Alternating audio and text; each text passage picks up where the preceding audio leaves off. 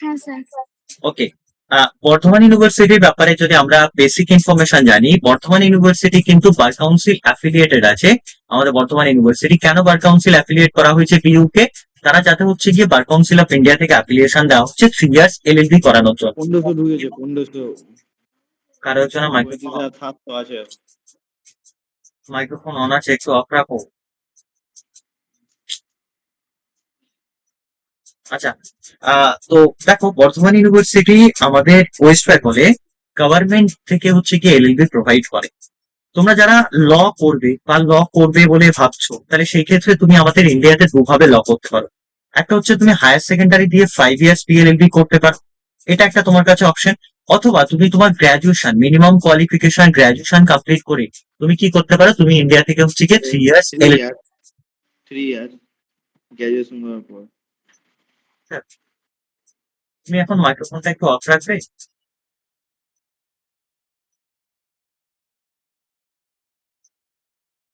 আচ্ছা, তাহলে 3 ইয়ার্স হচ্ছে গিয়ে তুমি কি করতে পারো, অফকোর্স হচ্ছে গিয়ে 3 ইয়ার্স এলএলবি করতে পারো। এবার দেখো বর্ধমান ইউনিভার্সিটি কিন্তু হচ্ছে গিয়ে তোমাকে 5 ইয়ার্স পিএলএলবিও প্রোভাইড করে, আবার হচ্ছে গিয়ে 3 ইয়ার্স এলএলবিও প্রোভাইড করে বর্ধমান ইউনিভার্সিটি। এবার এবার বর্ধমান ইউনিভার্সিটির যদি 5 ইয়ার্স কারা প্রোভাইড করে এবং হচ্ছে 3 ইয়ার্স কারা প্রোভাইড করে, তাহলে কলেজগুলোর যদি ব্যাপারটা দেখি, তাহলে বর্ধমান ইউনিভার্সিটির আন্ডারে দু রকম কলেজ আছে, অ্যাফিলিয়েশন দেওয়া আছে বা কাউন্সিল থেকে। তাহলে মেন আমাদের যেটা পারপাস সেটা হচ্ছে গিয়ে আজকে এই পুরো এন্ট্রান্স দুটোর ব্যাপারে কিন্তু আমরা ডিভাইড করে বোঝার চেষ্টা করবো। তাহলে নাম্বার ওয়ান আসবে হচ্ছে গিয়ে, আমি যদি 3 ইয়ার্স এর কথা বলি, তাহলে 3 ইয়ার্স এর ক্ষেত্রে টোটাল 5টা ল কলেজ আছে বর্ধমান ইউনিভার্সিটির আন্ডারে। টোটাল 5টা ল কলেজ আছে। কোনগুলো 5টা ল কলেজ আছে? নাম্বার ওয়ান হচ্ছে গিয়ে department of law PU, department of law PU. এইটা হচ্ছে গভর্নমেন্ট ল কলেজ 3 ইয়ার্স এলএলবির জন্য। নাম্বার টু, এটা হচ্ছে বর্ধমানে, প্রপার বর্ধমানে অবস্থিত। নাম্বার টু, আচ্ছা তোমরা লেখাগুলো বুঝতে পারছো সবাই?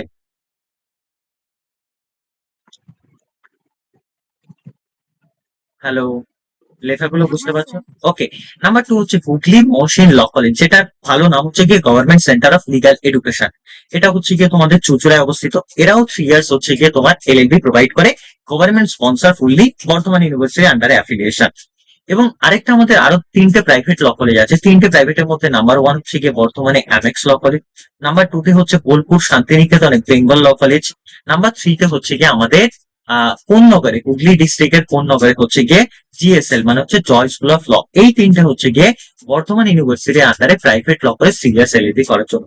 তাহলে টোটাল কলেজ কতগুলো দাঁড়ালো? টোটাল কিন্তু হচ্ছে গিয়ে 5টা ল কলেজ দাঁড়ালো 3 ইয়ার্স এলএলবি করার জন্য। একটা হচ্ছে অ্যামেক্স, একটা হচ্ছে বেঙ্গল, একটা হচ্ছে জর্জ, আর একটা হচ্ছে government centre of legal education, যেটাকে তুমি কমনলি নোন এজ হচ্ছে গিয়ে হুগলি মহসিন ল কলেজ। আরেকটা হচ্ছে বর্ধমান ইউনিভার্সিটির যে নিজস্ব law department, department of law, university of Bardhaman, Golapbag campus. এই টোটাল হচ্ছে গিয়ে আমাদের 5টা law college 3 years LLB provide করে, দুটো গভর্নমেন্ট এবং 3টে প্রাইভেট। এবার যদি তুমি চলে আসো 5 ইয়ার্স এর ক্ষেত্রে, আমরা যদি 5 ইয়ার্স এর ক্ষেত্রে দেখি, 5 ইয়ার্স এর ক্ষেত্রে বর্ধমান ইউনিভার্সিটি কোন রকম গভর্নমেন্ট কলেজ নেই যারা হচ্ছে 5 ইয়ার্স পিএলএলবি ইন্টিগ্রেটেড প্রোগ্রাম অফার করে। তাহলে তোমাদের মধ্যে এমন কেউ যদি থাকো যে হচ্ছে গিয়ে গভর্নমেন্ট থেকে 5 ইয়ার্স পিএলএলবি করতে চাও, তাহলে তোমাদেরকে সিইউর যে ল এন্ট্রান্স আছে এটা তোমাকে প্রোভাইড করতে হবে। এবার সিউল ল এন্ট্রান্স এর ব্যাপারে আমি অলরেডি গতকালকে একটা ক্লাস নিয়েছি, বা সিউল ল এন্ট্রান্স এর ব্যাপারে অলরেডি একটা ক্লাস হয়েছে। তো সেই ক্ষেত্রে সেটা তোমরা রেকর্ডেড ক্লাসটা আমাদের ইউটিউব চ্যানেলেও দেখতে পারো। আদারওয়াইজ যদি ক্যালকাটা ইউনিভার্সিটি ল এন্ট্রান্স নিয়ে তোমাদের কারোর মধ্যে কোনো কোশ্চেন থাকে, সেটা আমি ক্লাসের শেষে, আজকের পারপাস বর্ধমান ইউনিভার্সিটি। এবার চলে আসো, আমি যেটা বলছিলাম যে বর্ধমান ইউনিভার্সিটির আন্ডারে যারা হচ্ছে গিয়ে পিএলএলবি করবে, এদের জন্য হচ্ছে গিয়ে টোটাল দুটো ল কলেজ আছে। একটা হচ্ছে Amex law college, Amex law college, আর একটা হচ্ছে গিয়ে বেঙ্গল ল কলেজ। এই যে এমএক্স ল কলেজ হচ্ছে গিয়ে তোমার লোকেশন বর্ধমানে প্রপার নওভাতে, আর হচ্ছে গিয়ে বেঙ্গল ল কলেজ বোলপুর শান্তিনিকেতন। এই দুটোই কিন্তু হচ্ছে গিয়ে আমাদের প্রাইভেট ল কলেজ। এগুলো কোথায় অবস্থিত? এগুলো আমি তো কোথায় অবস্থিত বললাম। এবং এই দুটো কিন্তু private law college Bardhaman university আন্ডারে অ্যাফিলিয়েটেড, এবং তারা 5 ইয়ার্স পিএলএলবি প্রোগ্রাম অফার করে। এটা গেল হচ্ছে গিয়ে আমাদের টোটাল বর্ধমান ইউনিভার্সিটির আন্ডারে 5 ইয়ার্স পিএলএলবি কলেজগুলোর ইনফরমেশন, এবং হচ্ছে কি আমাদের 3 ইয়ার্স এলএলবি ইনফরমেশন গুলো। এবার এখন তোমাদের মনে একটা কোশ্চেন আসতে পারে যে হচ্ছে 5 ইয়ার্স বিএলএলবি কারা করবে এবং 3 ইয়ার্স এলএলবি টা কারা করবে, এটা একটা ডিফারেন্ট।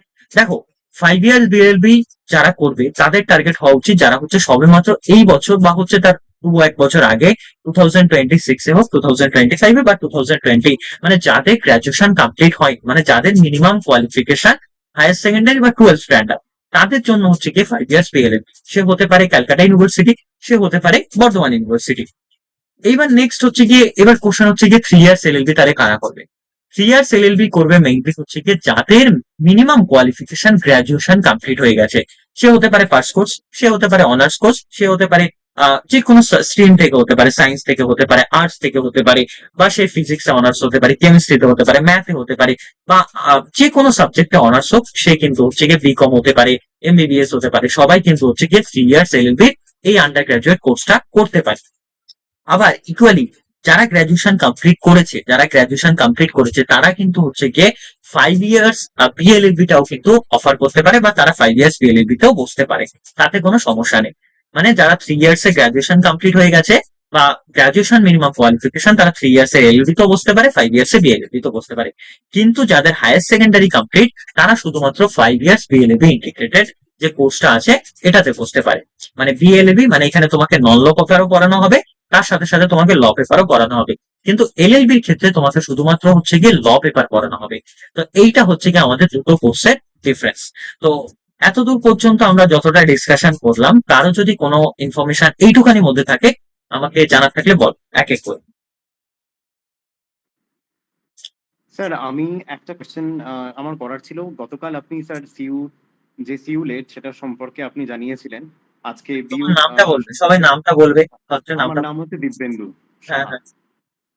তো আপনি কালকে সিইউ সম্পর্কে মানে সিইউ লেটের সম্পর্কে বলেছিলেন, আমরা এখন বিইউ লেট বা বিইউ ক্ল্যাট সম্পর্কে আলোচনা করছি। এই দুটো মানে যদি আমরা এন্ট্রান্স টেস্টের কথা বলি স্যার, মানে কম্পারেটিভলি ইজি ক্র্যাক করা কোনটাতে পসিবল, মানে কোনটাতে আপনার মতে দেখো, সম্ভব? আমি ফার্স্টে একটা জিনিস বলছি, তোমাকে ফার্স্টে এটা ডিসাইড করতে হবে যে তুমি কি দুটো এক্সামেই বসবে। ফার্স্ট অফ অল এটা, তুমি কি 5 ইয়ার্স পিএলএলবি করতে ইন্টারেস্টেড, স্যার অ্যাজ আমার ওয়েল 5 অ্যাজ তুমি ইয়ার্সটাই 3 করার ইয়ার্স? ইচ্ছা, কিন্তু আমি দুটোতেই বসবো। আচ্ছা, দুটোতেই বসবে। তাহলে দেখো, কম্পারেটিভলি আমি যদি বলি 5 ইয়ার্স এর ক্ষেত্রে তোমার মোটামুটি ক্যালকাটা ইউনিভার্সিটিতে 10,000 মতো স্টুডেন্টরা হচ্ছে কি অ্যাপ্লাই করে। আর বর্ধমান ইউনিভার্সিটির ক্ষেত্রে 3 থেকে 5,000, মানে হচ্ছে ম্যাক্স টু ম্যাক্স 3 থেকে 3.5 বা 4,000 5,000 স্টুডেন্ট হচ্ছে কি অ্যাপ্লাই করে। তাহলে যদি মানে বাই স্টুডেন্টস দেখো, তাহলে সেই ক্ষেত্রে হচ্ছে গিয়ে কম্পারেটিভলি হচ্ছে বর্ধমান ইউনিভার্সিটির টা ক্র্যাক করা পসিবল। কিন্তু কিন্তু আছে এর মধ্যে, 5 ইয়ার্স বিএলএলবির ক্ষেত্রে সিউলেট দিলে তুমি হচ্ছে গিয়ে 4টে গভর্নমেন্ট ল কলেজ পাবে। কিন্তু আমাদের বর্ধমান ইউনিভার্সিটির ক্ষেত্রে হচ্ছে কি শুধুমাত্র দুটো গভর্নমেন্ট ল কলেজ আছে, এবং সিটও খুবই লিমিটেড। মানে হচ্ছে গিয়ে ডিপার্টমেন্টে বর্ধমান ইউনিভার্সিটি টোটাল 60 সিট, আর হচ্ছে গিয়ে তোমার হুগলি মহসিনে হচ্ছে এইচএমএলসি বা হচ্ছে government centre of legal education, সেখানে 120 সিট, মানে টোটাল সিট হচ্ছে 180। আর এইদিকে হচ্ছে গিয়ে ক্যালকাটা ইউনিভার্সিটির আন্ডারে 4টে গভর্নমেন্ট ল কলেজের সিট 300 থেকে তোমার মোটামুটি 350। তো সেই ক্ষেত্রে কম্পারেটিভলি হচ্ছে গিয়ে মানে দুটো প্রায় এইভাবে কম্পেয়ার করা যায় না। মানে কেন করা যায় না বলতো, দুটো দুটো ইউনিভার্সিটি, দুটো জায়গায় দুটো রকমের স্টুডেন্ট অ্যাপিয়ার করে। এক জায়গায় higher secondary pass student appear করছে, আরেক জায়গায় হচ্ছে গিয়ে তোমার গ্রাজুয়েশন পাস স্টুডেন্ট অ্যাপিয়ার করছে। কিন্তু আরেকটা ব্যাপার হচ্ছে কি, ফান্ডামেন্টাল কিছু হচ্ছে চেঞ্জ আছে। লাইক ধরো ফর এক্সাম্পল, সিউলেটটা হচ্ছে গিয়ে তোমার পুরোপুরি অবজেক্টিভ এক্সাম, রাইট?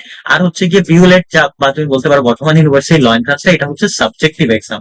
তো দুটোকে ওইভাবে কম্পেয়ারটা আসবে না অ্যাকচুয়ালি, দুটো দুটো জায়গাতে ঠিক। বুঝতে পারলে? যাক, এটা তো গেল। আমি বলছি রিলেটেড কিছু, যদি এগুলো তো ডাউট, এগুলো আমি সবার শেষে আনসার দেবো। কিন্তু এর মানে কলেজের ইনফরমেশন বা আমি যেটুখানি জানালাম সেটুখানির মধ্যে কারো কিছু জানার আছে অ্যাজ অফ নাও? নেই তো?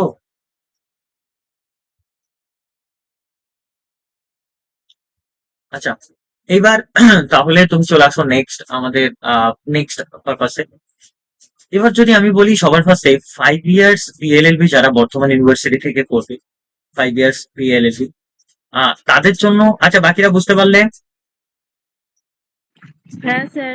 ওকে, অ্যামেক্স ল কলেজে এবার আমি হচ্ছে কি সিট ক্যাপাসিটি বা কতগুলো সিটস আছে সেটা নিয়ে আমি ডিসকাশন করবো। অ্যামেক্স ল কলেজে 5 ইয়ার্স বিএলএলবি করার জন্য টোটাল সিট সংখ্যা হচ্ছে গিয়ে 60। আর হচ্ছে গিয়ে 2 নম্বরে বেঙ্গল ল কলেজে হচ্ছে গিয়ে 5 ইয়ার্স বিএলএলবি করার জন্য টোটাল সিটস হচ্ছে 80। তাহলে দুটো মিলিয়ে টোটাল 5 ইয়ার্স বিএলএলবি করার জন্য 140 সিট আছে।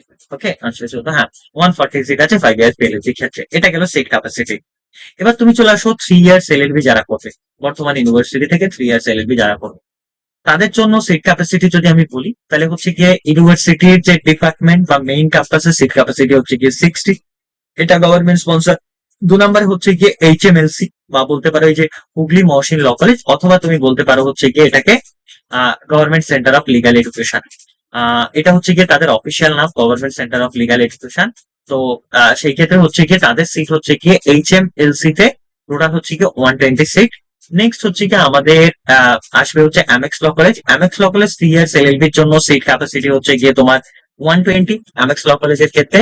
বেঙ্গল ল কলেজে হচ্ছে গিয়ে সিট ক্যাপাসিটি হচ্ছে গিয়ে 60 3 ইয়ার্স এলএলবি করার জন্য, এবং হচ্ছে গিয়ে জিএসএল বা জয় স্কুল অফ লতে হচ্ছে গিয়ে 3 ইয়ার্স এলএলবি করার জন্য সিট ক্যাপাসিটি 120। তাহলে টোটাল সিট হচ্ছে গিয়ে 480। এবার একটা জিনিস দেখবে, আমি যতটা সিট বলছি এর উপরে কিন্তু হচ্ছে গিয়ে গভর্নমেন্ট ল কলেজ গুলোতে কিন্তু হচ্ছে গিয়ে তোমার 10% কিন্তু হচ্ছে গিয়ে ইডব্লিউএস সিট এক্সট্রা অ্যাড হবে। ইডব্লিউএস হচ্ছে যারা ইকোনমিক্যালি উইকার সেকশন আছে তাদের জন্য আরো 10% সিট আসবে। অ্যাজ ওয়েল অ্যাজ হচ্ছে ক্যালকাটা ইউনিভার্সিটির ক্ষেত্রে আমি গতকালকে বলেছিলাম যে 10% সিট এক্সট্রা থাকবে, মানে এই 60 ক্ষেত্রে তোমার গভর্নমেন্টে আরো 6টা সিট থাকবে হচ্ছে ইডব্লিউএস ক্যান্ডিডেটদের জন্য, এবং হচ্ছে গিয়ে 120 সিটের মধ্যে আরো 12টা সিট থাকবে হচ্ছে ইডব্লিউএস ক্যান্ডিডেটদের জন্য। এটা শুধুমাত্র ইডব্লিউএস ক্যান্ডিডেট যারা থাকবে তাদের জন্য রিজার্ভ সিট। এটা এর উপরে এক্সট্রা 10% বসবে। তো এই টোটাল হচ্ছে গিয়ে 120 হচ্ছে গিয়ে আমাদের তোমার হচ্ছে গিয়ে সিট ক্যাপাসিটি, সরি 120 না 480 হচ্ছে গিয়ে তোমার বর্তমান ইউনিভার্সিটি আন্ডারে যারা 3 ইয়ার্স এলএলবি করবে তাদের জন্য সিট ক্যাপাসিটি। এ অবধি বোঝা গেল?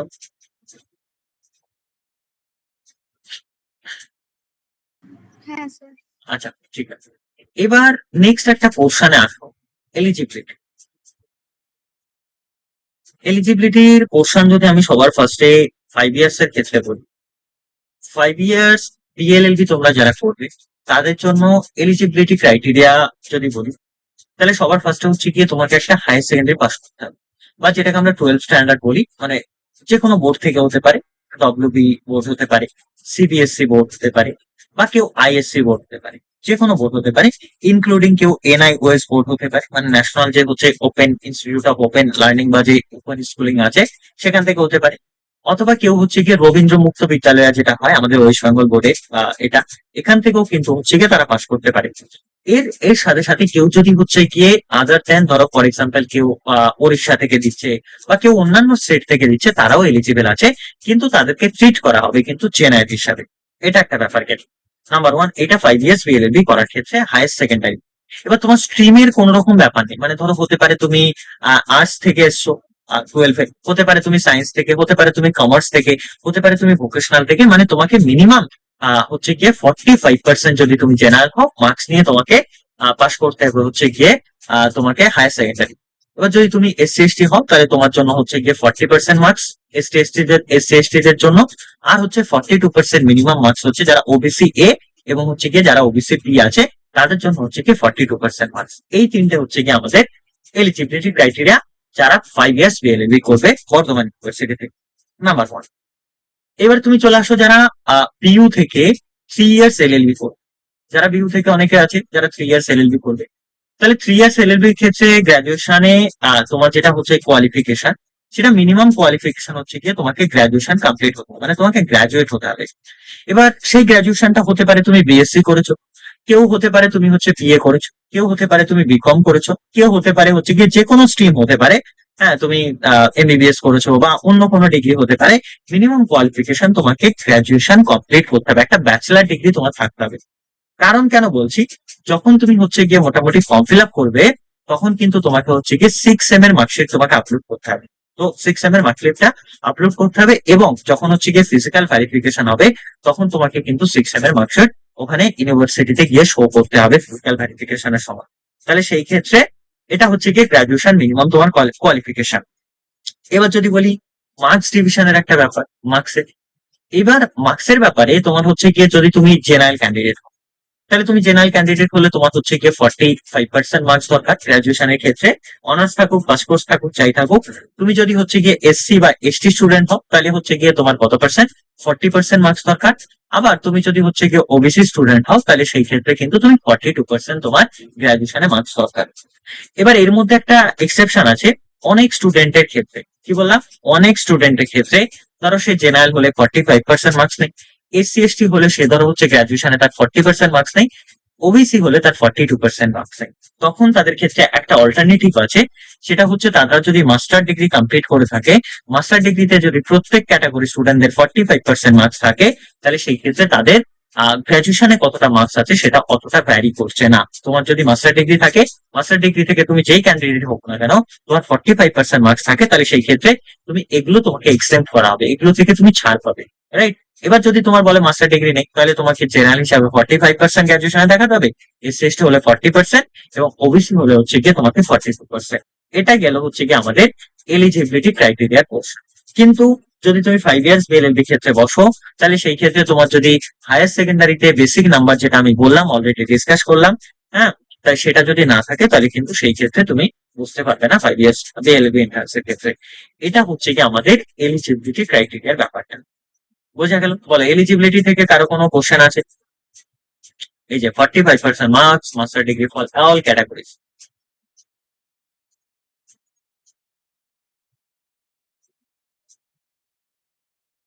আচ্ছা, এলিজিবিলিটি থেকে কারো কোনো কোশ্চেন নেই, রাইট? হ্যালো, হ্যাঁ স্যার। Okay, first. এইবার নেক্সট আমাদের হচ্ছে গিয়ে একটা যেই ব্যাপারটা আসে, এজ লিমিটের ব্যাপারটা। আমি কালকে ক্লাসও তোমাদেরকে বলছিলাম, এজ লিমিটের যে সমস্ত জায়গাতে এন্ট্রান্সের মাধ্যমে হচ্ছে গিয়ে তোমাদের অ্যাডমিশন গুলো কন্ডাক্ট করানো হয় এন্ট্রান্সের মাধ্যমে, সে সমস্ত জায়গাতে কিন্তু হচ্ছে গিয়ে তোমার এজ লিমিট থাকে না। ওকে, তো যেহেতু হচ্ছে গিয়ে এটা এন্ট্রান্সের মাধ্যমে হচ্ছে, তো সেই ক্ষেত্রে এখানে কোনো রকম আপার এজ লিমিট বলতে কিছু নেই। হতে পারে ধরো ফর এক্সাম্পল তুমি 60 বছর বয়স, হতে পারে কারো 40, হতে পারে কারো 30, হতে পারে কারো 20, হতে পারে কারো 25, হতে পারে কারো 65। যাই এজ হোক না কেন, তারা কিন্তু হচ্ছে গিয়ে তাদের কোন রকম আপার এজ লিমিট নেই। তো সেই ক্ষেত্রে কিন্তু হচ্ছে গিয়ে তুমি এই কোর্সে অ্যাডমিশনের জন্য অ্যাপ্লাই করতে পারো, কোনো সমস্যা নেই, মানে দেয়ার আর নো এজ লিমিট, এজ বা কিছু নেই। এবার নেক্সট আমাদের একটা জিনিস আসে, সেটা হচ্ছে রিজার্ভেশনের ক্ষেত্রে। দেখো, আমরা না একটা জিনিস দেখেছিলাম সিউর ক্ষেত্রে তোমার গভর্নমেন্ট কলেজ এবং হচ্ছে গিয়ে private college as well as সবাই কিন্তু হচ্ছে রিজার্ভ ক্যান্ডিডেটদের জন্য একটা রিজার্ভেশন রাখে। কিন্তু কিন্তু আছে এখানে আমাদের যে হচ্ছে গিয়ে তোমার ডিপার্টমেন্টের ক্ষেত্রে রিজার্ভেশনের ব্যাপারে কিন্তু হচ্ছে গিয়ে শুধুমাত্র কি বললাম, গভর্নমেন্ট ল কলেজ গুলো, মানে 3 ইয়ার্স এর ক্ষেত্রে যারা এলএলবি এন্ট্রান্স দেবে, 3 ইয়ার্স এর বলছি, 5 ইয়ার্স আমি পরে বলছি, 3 ইয়ার্স এর ক্ষেত্রে শুধুমাত্র গভর্নমেন্ট ল কলেজ গুলোতে হচ্ছে গিয়ে রিজার্ভেশন আছে বা হচ্ছে গিয়ে রিজার্ভ ক্যান্ডিডেটদের সুবিধা পাবে। তাহলে প্রাইভেট ল কলেজ গুলোর ক্ষেত্রে কি হবে? প্রাইভেট ল কলেজ গুলোর ক্ষেত্রে সবাইকে কিন্তু হচ্ছে গিয়ে জেনারেল হিসাবে ট্রিট করা হবে। কি বললাম? প্রাইভেট ল কলেজ গুলোর ক্ষেত্রে সবাইকে জেনারেল হিসাবে ট্রিট করা হবে। কিন্তু ধরো তুমি ফর এক্সাম্পল, তাহলে রিজার্ভেশনের সুবিধাটা কোথায়? তুমি যখন অ্যাপ্লিকেশন দেবে, তুমি যখন ফর্ম ফিল আপ করবে, তোমার শুধুমাত্র হচ্ছে অ্যাপ্লিকেশনের ফর্মের ক্ষেত্রে তুমি একটা এক্সেমশন পাবে। এটা একটা গেল নাম্বার 1। নাম্বার 2 তে আমাদের যে জিনিসটা ডিসাইড করা হয় সেটা হচ্ছে গিয়ে, আমি তোমাদের যে জিনিসটা, তোমাদের মধ্যে কেউ যদি ওবিসি এ অথবা ওবিসি বি ক্যান্ডিডেট থেকে হচ্ছে গিয়ে আসো, তাহলে তারা কিন্তু হচ্ছে গিয়ে বর্ধমান ইউনিভার্সিটির 3 ইয়ার্স এলএলবি এন্ট্রান্স এর ক্ষেত্রে কোন রকম রিজার্ভেশন পাবে না। তাহলে রিজার্ভেশন কাদেরকে দেওয়া হবে? গভর্নমেন্ট ল কলেজের ক্ষেত্রে শুধুমাত্র 3 ইয়ার্স এলএলবি করার সময় গভর্নমেন্ট ল কলেজের ক্ষেত্রে হচ্ছে গিয়ে এসসি এবং এসটি এবং হচ্ছে গিয়ে যারা পিডব্লিউডি, মানে ফিজিক্যালি যারা হচ্ছে ডিসেবিলিটি আছে, তাদের জন্য শুধুমাত্র হচ্ছে গিয়ে রিজার্ভেশন দেওয়া হবে গভর্নমেন্ট ল কলেজের ক্ষেত্রে। এবং আরেকটা দেওয়া হবে যারা হচ্ছে গিয়ে স্পোর্টস পার্সন আছে, তাদের জন্য ইউনিভার্সিটিতে মাত্র একটা সিট ভ্যাকেন্ট আছে। সেটা হতে পারে তুমি ন্যাশনাল লেভেলের কোন একটা স্পোর্টস পার্সন, হতে পারে তুমি স্টেট লেভেলের কোন একটা স্পোর্টস পার্সন। এটার ক্ষেত্রে গেল। এবার তুমি চলে আসো কত পার্সেন্ট করে রিজার্ভেশন। তুমি গভর্নমেন্ট ল কলেজ গুলোতে হচ্ছে গিয়ে 22% রিজার্ভেশন থাকবে, মানে টোটাল সিটের 22% তাদের জন্য থাকবে, এসসিদের জন্য। এবং টোটাল সিটের হচ্ছে গিয়ে 6% যারা এসটি কমিউনিটি থেকে আসবে, শিডিউল ট্রাইব কমিউনিটি থাকবে, তাদের জন্য হচ্ছে গিয়ে 6% রিজার্ভেশন থাকবে। আর টোটাল ক্যান্ডিডেটের হচ্ছে গিয়ে 5% রিজার্ভেশন থাকবে হচ্ছে গিয়ে টিএ ক্যান্ডিডেট জন্য, মানে ডিসেবিলিটি অ্যালাউন্স যাদের দরকার তাদের জন্য থাকবে। এবার এই যে 5% টোটাল ক্যান্ডিডেটের মধ্যে টিএ, এর মধ্যে টিএ এসসি আছে, টিএ এসটি আছে, টিএ আরো কি সব আছে, এগুলোর জন্য তাদের আবার ডিফারেন্সিয়েট করা থাকে আর কি। ডিএ ক্যান্ডিডেটদেরও মানে জেনারেল, এসসি, এসটি, ওবিসি এরকম করে ভাগ করা থাকে আর কি। তো সেই ক্ষেত্রে এটা হচ্ছে গিয়ে রিজার্ভেশন। বাকি যে সমস্ত প্রাইভেট ল কলেজ গুলো আছে, লাইক ধরো অ্যামেক্স এর ক্ষেত্রে হতে পারে, লাইক ধরো বেঙ্গলের ক্ষেত্রে হতে পারে, লাইক ধরো জর্জ জিএসএল এর ক্ষেত্রে হতে পারে, জর্জ স্কুল অফ ল, এগুলোর ক্ষেত্রে কিন্তু প্রত্যেকটা স্টুডেন্টকে, মানে গভর্নমেন্ট ল কলেজের সিট যখন ফুল হয়ে যাবে তখন কিন্তু বাকি যত স্টুডেন্টরা থাকবে প্রাইভেট ল কলেজগুলোর জন্য তাদেরকে কিন্তু জেনারেল হিসাবে ট্রিট করা হবে, তাদেরকে কোনো রিজার্ভ ক্যান্ডিডেট হিসাবে ট্রিট করা হবে না। এইটা হচ্ছে কি আমাদের বর্ধমান ইউনিভার্সিটির যারা 3 ইয়ার্স এলএলবি করবে তাদের রিজার্ভেশনের ব্যাপারটা বললাম। নেক্সট হচ্ছে 5 ইয়ার্স তোমাদের মধ্যে যারা ইএলএলবি করবে বর্ধমান ইউনিভার্সিটির আন্ডার ডিসাইড করেছো, তাহলে সেই ক্ষেত্রে তাদের রিজার্ভেশনের ব্যাপারটা কি? তাদের কোন রকম রিজার্ভেশনে প্রত্যেকটা স্টুডেন্টকে কিন্তু 5 ইয়ার্স বিএলএলবি যারা করবে তাদেরকে জেনারেল হিসাবে কিন্তু ট্রিট করা হবে। এটা কিন্তু বলে রাখলাম। তো এইটা হচ্ছে কি আমাদের রিজার্ভেশনের ব্যাপার। এবার বলো যদি কারো রিজার্ভেশনের ব্যাপারে কিছু জানার থাকে, কোনো কোশ্চেন থাকে। স্যার এটা যদি আমাকে একবার বুঝেন যে ওই এজ লিমিটটা যারা গভর্নমেন্ট কলেজের জন্য যেটা বললেন। এজ লিমিটের ব্যাপারটা তাই তো? Yes sir. ওকে, দেখো আমাদের ল এন্ট্রান্সের ক্ষেত্রে ম্যাক্সিমাম যে সমস্ত ইউনিভার্সিটিতে ল এন্ট্রান্স হয়, লাইক ক্যালকাটা হতে পারে, লাইক বর্ধমান হতে পারে, আমাদের ইন্ডিয়াতে এটা একটা জেনারেল রুল যে হচ্ছে ল এন্ট্রান্স সেই সমস্ত ইউনিভার্সিটি অ্যাডমিশন কন্ডাক্ট করে, সেই সমস্ত ইউনিভার্সিটিতে কোনো রকম আপার এজ লিমিট থাকে না।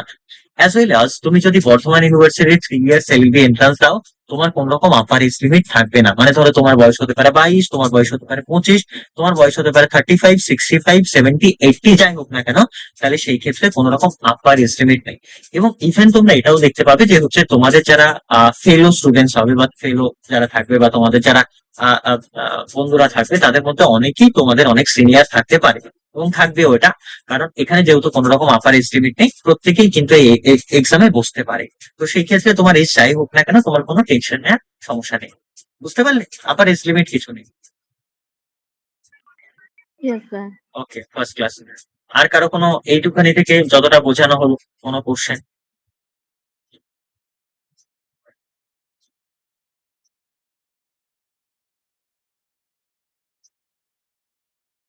বলো, কারো কোনো কোশ্চেন আছে? স্যার যদি জেনারেল হয় তাহলে কত পার্সেন্ট নাম্বার পেতে হবে? আচ্ছা, কাট অফ এর ব্যাপারটা একটু এটা ওয়েট করো, এটা আমি সবার শেষে আমি ডিসকাশন করবো, তাহলে কত পার্সেন্ট নাম্বার এটা একটা আমি একটু শেষে ডিসকাশন করছি। তাহলে আমরা ইনটেক ক্যাপাসিটি ডিসকাশন করলাম, এলিজিবিলিটি ক্রাইটেরিয়া ডিসকাশন করলাম, এজ লিমিট ডিসকাশন করলাম, রিজার্ভেশনের ব্যাপারে ডিসকাশন করলাম। নেক্সট হচ্ছে গিয়ে হাউ টু অ্যাপ্লাই এটার ব্যাপারে, এগুলো একটু বেসিক জিনিস। তার আগে আমি ফি স্ট্রাকচারটার ব্যাপারে একটু ডিসকাশন করি। দেখো ফি স্ট্রাকচার তো হচ্ছে গিয়ে তোমার দু রকম ফি স্ট্রাকচার আছে। গভর্নমেন্ট ল কলেজের থেকে একরকম ফি স্ট্রাকচার তোমার আসবে এবং প্রাইভেট ল কলেজগুলোর ক্ষেত্রে হচ্ছে গিয়ে তোমার একরকম ফি স্ট্রাকচার আসবে। কিরকম ফি স্ট্রাকচার আসছে দেখো, যদি তুমি ডিপার্টমেন্ট, আমি যা তোমাদের ফি স্ট্রাকচার বলবো সেটা মোটামুটি হচ্ছে গিয়ে আমি 3 ইয়ার্স এলএলবির ফি স্ট্রাকচার বলবো, মানে 5 ইয়ার্সটা আমি পরে বলছি। মানে 3 বছরে তোমার টোটাল ক্রস অ্যামাউন্ট কত খরচা আসতে পারে। ডিপার্টমেন্ট অফ লতে তোমার 3 বছরে 3 ইয়ার্স এলএলবি করতে গেলে তোমার যেটা খরচা আসবে ডিপার্টমেন্ট অফ লতে ইউনিভার্সিটি অফ বর্ধমানে গোলাপবাগ ক্যাম্পাসে ম্যাক্স টু ম্যাক্স হচ্ছে গিয়ে তোমার 10,000, max to max 10,000। Equally Hooghly Mohsin law কলেজেও যদি তুমি ধরো ম্যাক্স টু ম্যাক্স তোমার 6,000 টাকা খরচা আসতে পারে।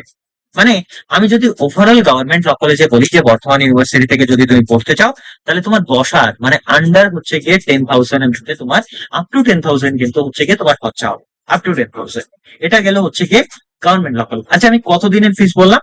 এটা কিন্তু হচ্ছে কি আমি 3 বছরের ফিস বললাম, 3 ইয়ার্স এর। এবার যদি বলো গভর্নমেন্ট সেন্টারে কত ফিস, গভর্নমেন্ট সেন্টারে হচ্ছে কি ওই 800 মতো মোস্ট প্রবাবলি সেমিস্টার ফিস।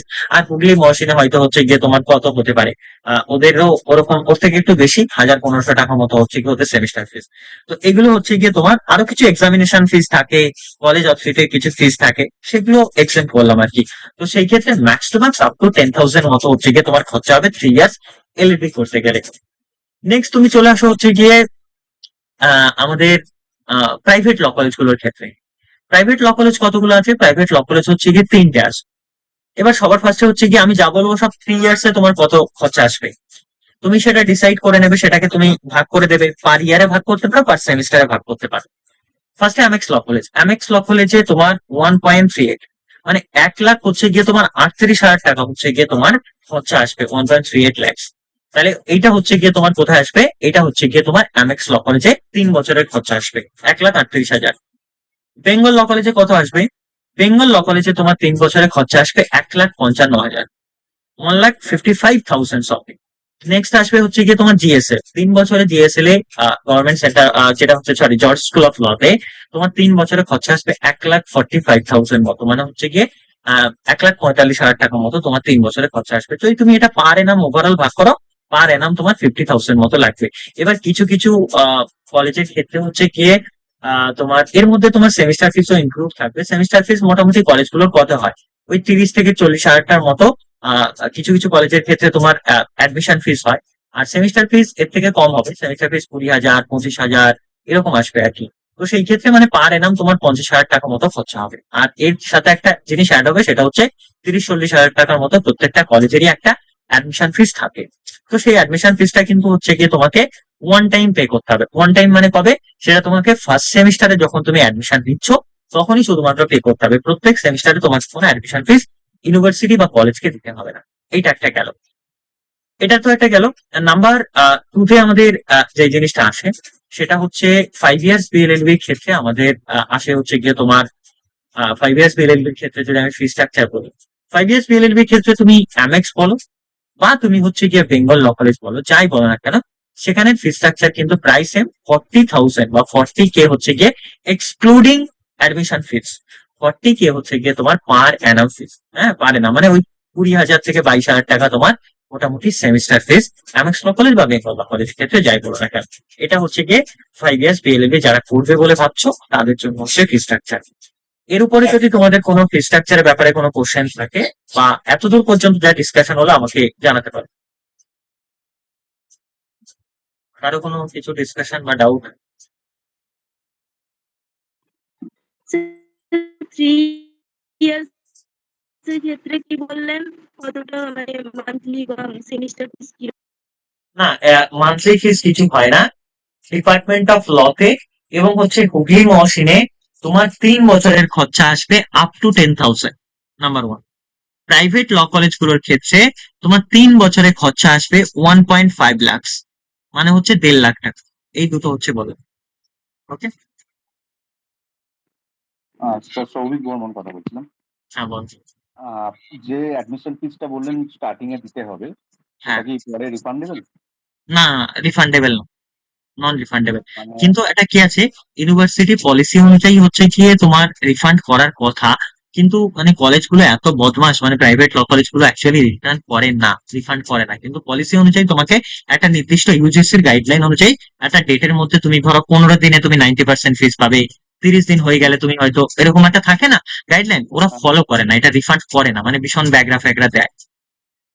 আর স্কলারশিপের ব্যাপারটা একটু বললে ভালো হয়। হ্যাঁ, স্কলারশিপের ব্যাপারটা হচ্ছে গিয়ে দেখো, তোমরা যেরকম নর্মাল স্কলারশিপ আমরা কি পাই, SBM, CM, Swami Vivekananda scholarship, বা হ্যাঁ, যারা আমাদের মধ্যে মুসলিম কমিউনিটি থেকে আছে তাদের জন্য হচ্ছে ঐক্যশ্রী স্কলারশিপ, এই সমস্ত স্কলারশিপ গুলো পায়। এগুলো তোমরা গভর্নমেন্ট কলেজেও পাবে, তোমরা প্রাইভেট ল কলেজেও পাবে। এবার এগুলো যে সমস্ত তোমার মার্কসের কোয়ালিফিকেশন বা হচ্ছে এলিজিবিলিটি ক্রাইটেরিয়া, সেগুলো তোমাকে ফুলফিল করতে হবে। ধরো কোনো কিছু 60% মার্কস লাগে, মোস্ট প্রবাবলি কোনোগুলোতে 65% লাগে, তারপর নবান্ন স্কলারশিপ, তারপরে কি মুখ্যমন্ত্রী স্কলারশিপ, আরো কি সব আছে, এগুলো তুমি পাবে, কোনো সমস্যা হবে না। এবং ইনক্লুডিং তুমি স্টুডেন্ট ক্রেডিট কার্ডের যে ফ্যাসিলিটি, এগুলো তুমি পাবে, এগুলোর প্রফিটও তুমি পাবে, কোনো সমস্যা হবে না। এবার স্কলারশিপের ব্যাপারটা যতক্ষণ না পর্যন্ত তোমার যেগুলোতে সেমিস্টার এক্সামের মার্কস থাকে, তো সেগুলোতে যতদিন না পর্যন্ত তোমার সেমিস্টার এক্সামের অ্যাপ্রোপ্রিয়েট মার্কস আসছে ততদিন পর্যন্ত তুমি পাবে না। যদি তোমার 60% থাকে বা 65%, যেমন মনে হয় স্বামী বিবেকানন্দ স্কলারশিপে 60% নাম্বার লাগে, তো সেটা থাকলে অফকোর্স তুমি স্কলারশিপ পাবে, সে গভর্নমেন্ট কলেজ হোক বা প্রাইভেট কলেজ। ওকে, ঠিক আছে। ওকে ওকে, অলরাইট। বাকিদের ক্ষেত্রে থাকলে কোশ্চেন থাকলে বলবে। আচ্ছা, এইবার চলে আসো, আর যাদের অন্যান্য ইউনিভার্সিটি ক্যালকাটা ফ্যালকাটা বা টার্গেট করছো তাদের জন্য আমি লাস্টে আনসার দেবো। এবার চলে আসো হোস্টেল ফ্যাসিলিটি। দেখো, আহ, আমরা না তিনটে জিনিস তোমাকে জানতে হবে। আমরা অনেকে ডিফারেন্সটা আই হোপ সব ম্যাক্সিমাম জানা যাবে। হোস্টেল হচ্ছে কি, হোস্টেলের ক্ষেত্রে দেখা যায় ম্যাক্সিমাম ক্ষেত্রে এগুলো গভর্নমেন্ট স্পন্সর করে। একটা ধরো একটা বিল্ডিং, সেটা গভর্নমেন্ট স্পন্সর হোস্টেল, অনেক লোকেরা থাকে একসাথে, অনেক স্টুডেন্টরা থাকে। আরেকটা হচ্ছে মেস, যেখানে কি হয়, ধরো তোমরা 10 জন বন্ধু আছো, 10 জন বন্ধু মিলে একটা জায়গাতে একটা রুম বা একটা বড় হল ঘর বা একটা ইসেতে ছোট ছোট ছোট ছোট করে তোমরা থাকছো, মেস। আরেকটা হচ্ছে পিজি হয়, মানে পেইং গেস্ট হয়। ধরো কোন একটা লোক আছে যারা নিজেদের রুম ভাড়া দেয়, অনেক সময় পিজিতে নিজেরা খাওয়া তৈরি করে, মেসের মতো ওরকম মানে 10 জন 15 জনের থাকে না আর কি। হ্যাঁ, লোকেরা ধরো 1 জন থাকে, 2 জন থাকে, বড় জোর 3 জন থাকতে পারে পিজিতে, হতে পারে লোকেরা খাওয়া দেয়, মালিকরা হতে পারে তারা যারা হচ্ছে লোকেরা আছে তারা দেয় না। তো এরকম হয় আর কি। তো আমি কিসের কথা বলছি, আমি হচ্ছে হোস্টেল ফ্যাসিলিটির কথা বলছি, রাইট? তো হোস্টেল ফ্যাসিলিটির ক্ষেত্রে গভর্নমেন্ট ল কলেজ যেটা আছে, মানে HMLC, মানে যেটা আমরা কমনলি জানি হুগলি মহসিন ল কলেজ, বা এর অফিসিয়াল নাম হচ্ছে government centre of legal education, right? আরেকটা হচ্ছে কি আমাদের ডিপার্টমেন্ট অফ ল। এই দুটো ল কলেজের ক্ষেত্রে হচ্ছে কি গভর্নমেন্ট স্পন্সর হোস্টেল আছে। গভর্নমেন্ট স্পন্সর হোস্টেলের ক্ষেত্রে তেমন একটা খরচা হয় না। ওয়ান টাইম তোমাকে একটা থাকার জন্য হয়তো 1000-2000 টাকা, মানে পুরো বছর থাকার জন্য একটা ফিস দিতে হয়। আর এর সাথে হয়তো তোমাকে খাওয়ার জন্য মাসে 1500-2000 টাকা হয়তো পার মান্থ তোমাকে খাবারের জন্য খরচাটা দিতে হয় হোস্টেল মেসকে। তো এরকম একটা ব্যাপার থাকবে আর কি। তো এটা গভর্নমেন্ট স্পন্সর কলেজগুলোতে আছে। এবার কিন্তু প্রাইভেট যে সমস্ত ল কলেজগুলো আছে, প্রাইভেট ল কলেজগুলোর ক্ষেত্রে সেটা হতে পারে 5 ইয়ার্স এর ক্ষেত্রে অ্যামেক্স, হতে পারে 3 ইয়ার্স এর ক্ষেত্রে অ্যামেক্স বা বেঙ্গল, বা হচ্ছে গিয়ে তোমার GSL, Joy school of law. এগুলো 5 ইয়ার্স এর ক্ষেত্রেও, 3 ইয়ার্স এর ক্ষেত্রেও প্রাইভেট ল কলেজ। তো এগুলোর ক্ষেত্রে কোনো রকম তো গভর্নমেন্ট তো আর প্রাইভেট ল কলেজের জন্য হোস্টেল ফ্যাসিলিটি প্রোভাইড করবে না। সেই ক্ষেত্রে তোমাদের যে সমস্ত জায়গায় কলেজগুলোর লোকেশন, সেখানে মেস অথবা পিজি তোমরা পেয়ে যাবে, অথবা নিজেরা হচ্ছে গিয়ে কোনো রকম ফ্ল্যাট বা এই সমস্ত জায়গাতে, বা নিজেরা সেখানে কোনো রকম রুম রেন্টে নিয়ে থাকতে পারো, কোনো সমস্যা নেই, থাকার ব্যবস্থাটি আছে তো কলেজগুলোর আশেপাশে। তো এইটা হচ্ছে গিয়ে গভর্নমেন্ট কলেজ বা প্রাইভেট ল কলেজ। কারণ সবার বাড়ি তো আর কলেজের আশেপাশে নয়, ডিফারেন্ট ডিস্ট্রিক্ট থেকে থাকতে পারে অনেকে। তো সেই ক্ষেত্রে তাদের জন্য এটা হচ্ছে গিয়ে ব্যাপার আর কি। বোঝা গেল? অ্যাকোমোডেশনের ব্যাপারটা সবার বোঝা গেল? হ্যাঁ স্যার। আচ্ছা, এটা তাহলে বোঝা গেল। এইবার এখন আমাদের মেন জিনিসটা এখনো বাকি আছে, সেটা হচ্ছে কি সিলেকশন প্রসিজার। আচ্ছা, সিলেকশন প্রসিজার ব্যাপারটা যদি আমরা আসি, সিলেকশন প্রসিজারের মধ্যে সবার ফার্স্টে হচ্ছে কি আমাদের 5 ইয়ার্সটা আমি ডিসাইড করি। আচ্ছা, তোমাদের মধ্যে এমন কেউ আছো যে 5 ইয়ার্স দেবে বলে টার্গেট করছো? একজনও আছো? যদি থাকো একটু রেসপন্স কর। স্যার আচ্ছা, আমি নেই। ওকে ওকে ওকে, তুমি আসো। হ্যাঁ স্যার, আমিও মানে আমি দুটোতেই যেটাতে পাবো ওকে স্যার, মানে okay okay, first class first class, alright alright. এইবার দেখো, আমি যেটা বলছিলাম সেটা হচ্ছে গিয়ে তোমার 5 ইয়ার্স PLLB ক্ষেত্রে সিলেকশন প্রসেস। 5 ইয়ার্স PLLB ক্ষেত্রে 50% তোমাদের আউট অফ 100 এর মধ্যে 50% কোশ্চেন আসবে হচ্ছে গিয়ে ইংলিশ থেকে। ইংলিশ থেকে, রাইট? ইংলিশের মধ্যে ইংলিশের 3টে সেকশন হয়। একটা ভোকাবস থেকে আসবে, একটা গ্রামার থেকে আসবে, এবং একটা হচ্ছে রাইটিং থেকে আসবে। এই 50%। বাকি 50% যে সমস্ত তোমাদের আছে সেটা হচ্ছে জিকে থেকে আসবে। এবার ইংলিশের ভোকাবস থেকে, লাইক ধরো ফর এক্সাম্পল সিনো অ্যান্টো থেকে শুরু করে, ওয়ান ওয়ার্ড থেকে শুরু করে, আমরা যত রকম ভোকাবস আমরা পড়ি, যে কোনো নেমস থেকে শুরু করে সমস্ত কিছু আসতে পারে। গ্রামারে আর্টিকেল থেকে শুরু করে যত রকম গ্রামার হয় সমস্ত কিছু থেকে আসতে পারে। রাইটিং স্কিলের ব্যাপারে একটা হচ্ছে গিয়ে তোমার রাইটিং স্কিলের কোশ্চেন আসে, like essay, reading comprehension, such and such. আর একটা কমিউনিকেশনের একটা ব্যাপার আসে, লাইক ধরো আইরনি ডিফাইন করো, লাইক ধরো ফর এক্সাম্পল প্রভাব ডিফাইন করো। এগুলো কমিউনিকেশনের চ্যাপ্টারের দিকে পড়ে ইংলিশের ক্ষেত্রে। তো এগুলো আসতে পারে হচ্ছে গিয়ে তোমার 5 ইয়ার্স এর ক্ষেত্রে। এবার জিকের পোর্শনটা যদি আমরা ডিসকাশন করি, জিকের ক্ষেত্রে না, জিকে 50% আসে বর্তমান ইউনিভার্সিটি 5 ইয়ার্স এর ক্ষেত্রে। এই 50%-এর মধ্যে সবার ফার্স্টে আসে হচ্ছে গিয়ে static GK.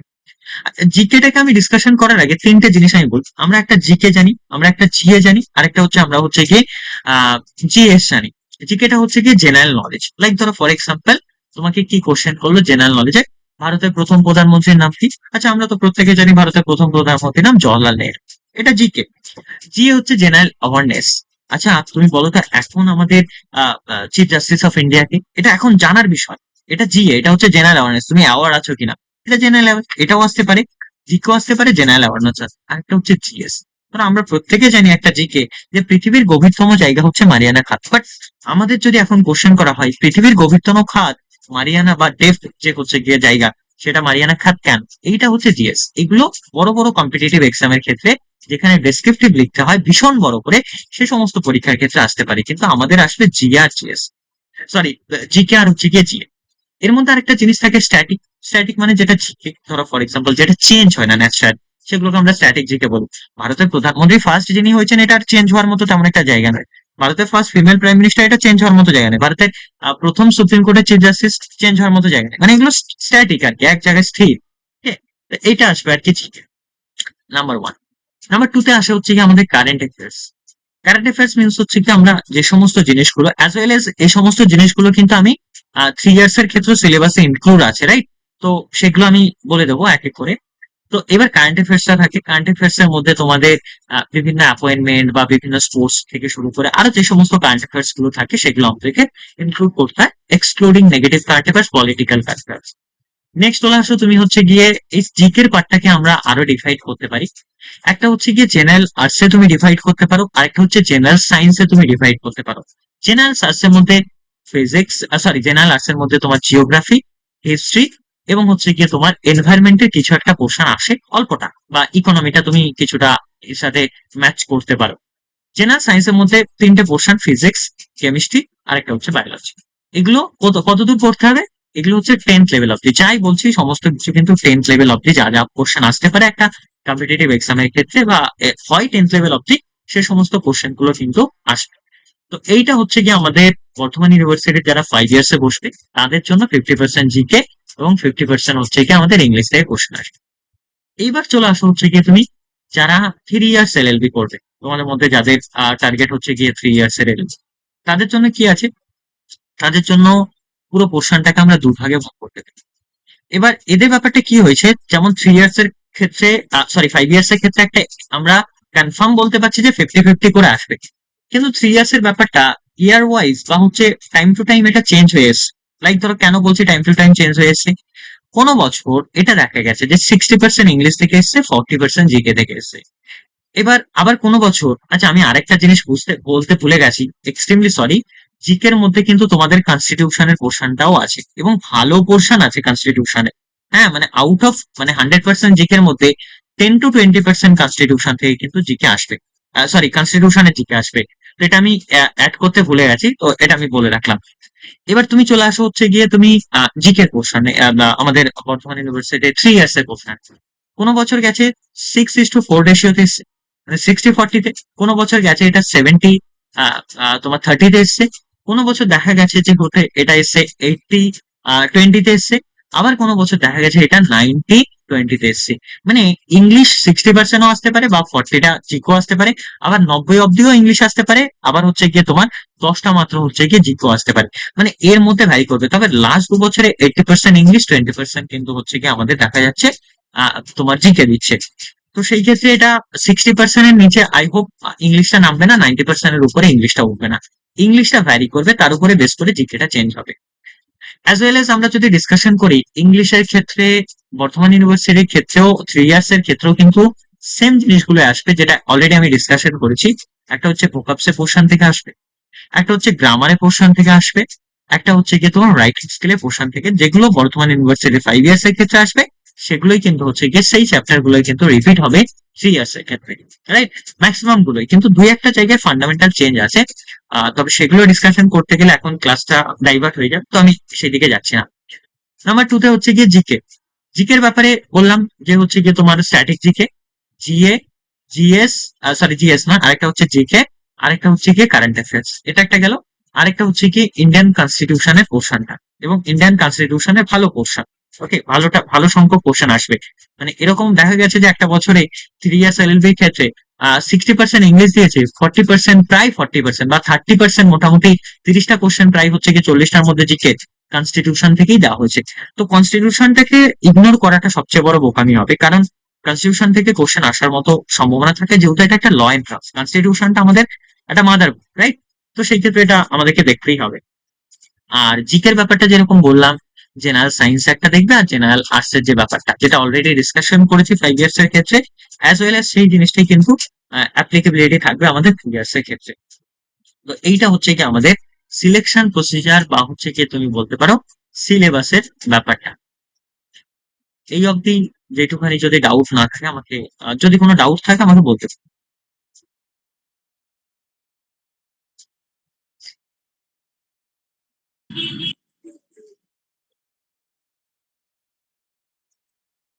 Anyone?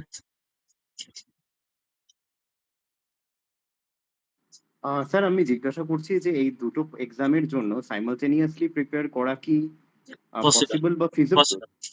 Possible, of course possible, যদি তুমি বিইউর দুটোর জন্য করো, মানে বিইউর 3 ইয়ার্স অ্যান্ড 5 ইয়ার্স এর জন্য করো তাহলে পসিবল, কিন্তু সিইউ আর বিইউ যদি একসাথে করো সেই ক্ষেত্রে তোমাকে টাইমের ব্যাপারটা একটু নোটিস রাখতে হবে। আমি এইটাই বলবো যে তুমি যদি দেখো 3টে এক্সাম হয়ে যাচ্ছে, যদি তুমি 2টা ইউনিভার্সিটি কভার করো, বিইউর 2টো, সিইউর 1টা, তো সিইউর এক্সাম মোটামুটি অগাস্টে হবে, তো তুমি আর বিইউর 5 ইয়ার্সটা অগাস্টের দিকে হবে, আর 3 ইয়ার্সটা মোটামুটি হচ্ছে কি আফটার পূজা ভ্যাকেশন মানে অক্টোবরের দিকে হবে।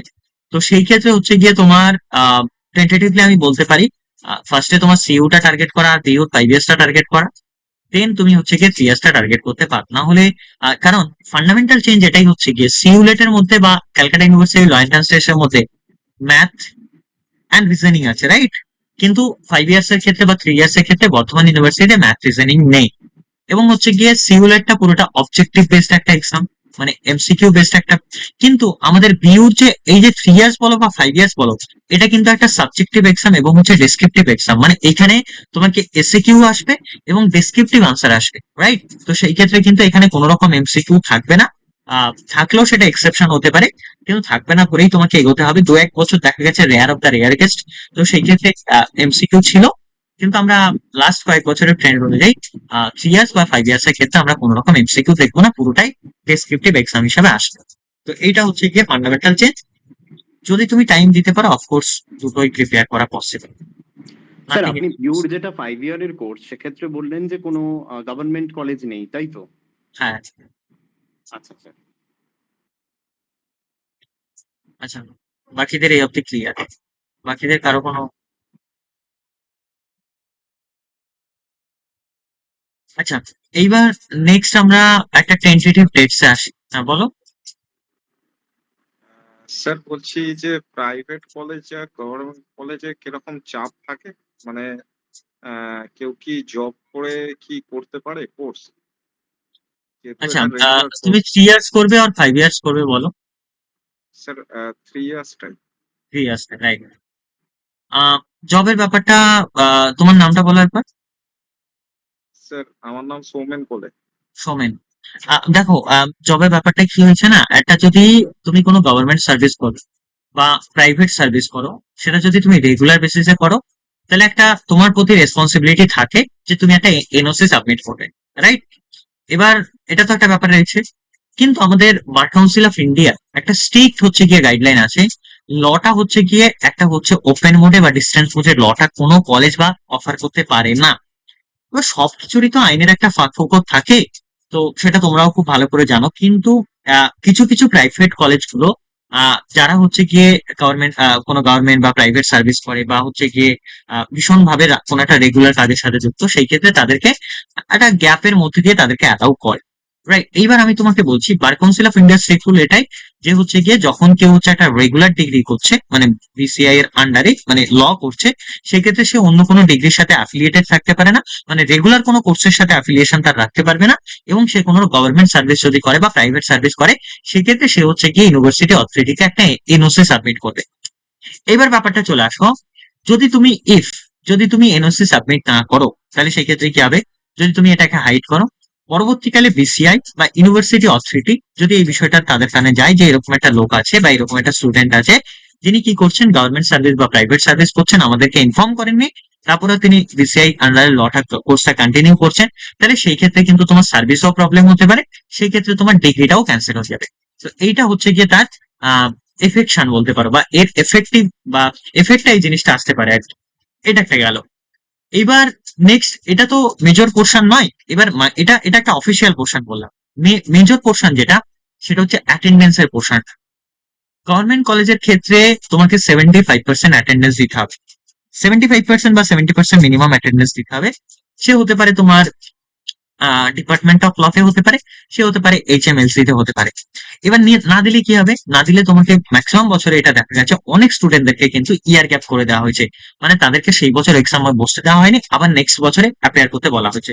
তো এই একটা বিষয় আছে। এবার আরেকটা কি আছে, এইখান থেকে একটা জিনিস হতে পারে যে ক্লাসের আওয়ার্সটা যদি আমরা দেখি বা যদি ডিপার্টমেন্টের ক্ষেত্রে ক্লাসের টাইমিং দেখো, তাহলে সেটা অফিস আওয়ার্স মানে হচ্ছে 10টা থেকে 5টা, 10 AM to 5 PM। আর হুগলি মহসিনের ক্ষেত্রে সেটা হচ্ছে 1 PM টু হচ্ছে গিয়ে 6 PM। তো এটার মধ্যে যদি তুমি অ্যাডজাস্ট করতে পারো তোমার কাজের সাথে তোমার ক্লাসের টাইমিং গভর্নমেন্ট কলেজের ক্ষেত্রে, সেক্ষেত্রে তুমি অফকোর্স তুমি এটা কন্টিনিউ করতে পারো। এবার চলে আসো তুমি প্রাইভেট ল কলেজ গুলোর ক্ষেত্রে। আরেকবার বলবেন স্যার ওটা কিরকম কোনটা বল- টাইমটা? টাইমিংটা হচ্ছে স্যার আরেকবার বলুন, বুঝতে পারছি না। ডিপার্টমেন্ট অফ ল বিউতে ক্লাসের টাইমিং হচ্ছে সকাল 10টা থেকে 10 AM টু 5 PM।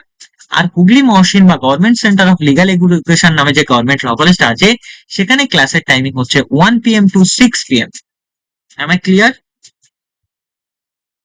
হ্যাঁ স্যার, বুঝতে পেরেছি। ওকে ওকে। এবার তুমি স্যার, আপনি প্রাইভেট যে ল, পোর্শনটায় বললেন যে ওই নেক্সট ইয়ারে তাকে দিতে বলা হয়েছে, ওই ব্যাপারটা একটু আরেকবার বলুন, ওটা বুঝলাম ওই না। ব্যাপারটা ধরো তুমি 75% অ্যাটেন্ডেন্স দিতে পারবে না, তাহলে তোমাকে ইয়ার ব্যাক করানো হবে। মানে তোমার এই বছরে তুমি আর অ্যাটেন্ডেন্সটা ঠিকঠাক দিতে হবে, এটাই বলেছি। অ্যাটেন্ডেন্সটা ঠিকঠাক আচ্ছা, দিতে ঠিক হবে। আছে স্যার, বুঝেছি। হ্যাঁ, এবার অনেক অনেক স্টুডেন্টের বাকি আমি অন্য রাস্তা বললাম না, সেই ক্ষেত্রে সেগুলো অফিসিয়াল কথাবার্তা তো আর এই সমস্ত আনঅফিসিয়াল কথাবার্তা এইসব জায়গায় অ্যারেঞ্জ করা যায়, ইট ক্যান বি অ্যারেঞ্জড। যাই হোক, এইবার নেক্সট হচ্ছে গিয়ে আমাদের ব্যাপারটা, হ্যাঁ সেকেন্ড প্রাইভেট কলেজের ব্যাপারটা আসো। প্রাইভেট কলেজের ব্যাপারটা হচ্ছে গিয়ে তোমার প্রাইভেট কলেজের ক্ষেত্রে এটা কিছুটা ফ্লেক্সিবিলিটি আছে, রাইট? ধরো ফ্লেক্সিবিলিটির ক্ষেত্রে অ্যামেক্স এর ক্ষেত্রে তোমার অ্যাটেন্ডেন্স নিয়ে একটা প্রেশার ক্রিয়েট করে 75%, মানে ভালো সংখ্যক গভর্নমেন্ট কলেজের মতো অ্যাটেন্ডেন্স প্রেশার ক্রিয়েট করে। জিএসএল এ একটা ফাইনের মানে মোটামুটি বলতে পারো একটা ফাইন বা এভারেজ বলতে পারো, মানে অ্যাটেন্ডেন্স হোক না হোক একটা মানে হলে ভালো, না হলে ঠিক আছে চলবে, এরকম একটা ব্যাপার আছে আর কি জিএসএল এর ক্ষেত্রে। এবার বেঙ্গলের ক্ষেত্রে যারা ভীষণভাবে কোনো একটা কাজের সাথে ব্যস্ত, তাহলে আমি সেই ক্ষেত্রে পার্সোনালি তোমাকে প্রেফার করবো তুমি বেঙ্গল ল কলেজ বোলপুর শান্তিনিকেতনে এটাকে তুমি দেখতে পারো। এই জন্য আমি বলছি এখানে অ্যাটেন্ডেন্সটা অতটা বেশি আমি শুনেছি ম্যাটার করে না। তো সেই ক্ষেত্রে আমাদেরই যারা স্টুডেন্ট পড়ছে তাদের রিভিউ অনুযায়ী, তো সেই ক্ষেত্রে হচ্ছে গিয়ে তুমি এইটা অফার মানে তুমি দেখতে পারো বেঙ্গল ল কলেজ। সেখানে একটা ফাইনের ব্যবস্থা আছে, সেই ফাইনটা দিলে শুনেছি হচ্ছে পরীক্ষায় বসা যায়। ওকে, তো অ্যাটেন্ডেন্সের ব্যাপারটা তো কলেজ অথরিটির হাতে, তো তারা ডিসাইড করবে। আর প্রাইভেট কলেজগুলোর ক্ষেত্রে আমি মনে করি যে হচ্ছে জিএসএল বা বেঙ্গল ল কলেজের ক্ষেত্রে অ্যাটেন্ডেন্সটা পিওরলি তুমি হচ্ছে সেটাকে ম্যানেজ করতে পারবে মোটামুটি আমার মনে হয়। তো সেই ক্ষেত্রে এটা হচ্ছে গিয়ে গভর্নমেন্ট আর প্রাইভেট ল কলেজের ক্ষেত্রে অ্যাটেন্ডেন্সের ব্যাপার, কিন্তু গভর্নমেন্ট ল কলেজের ক্ষেত্রে কিন্তু অ্যাটেন্ডেন্স ভীষণই স্ট্রিক্ট, ভীষণই স্ট্রিক্ট।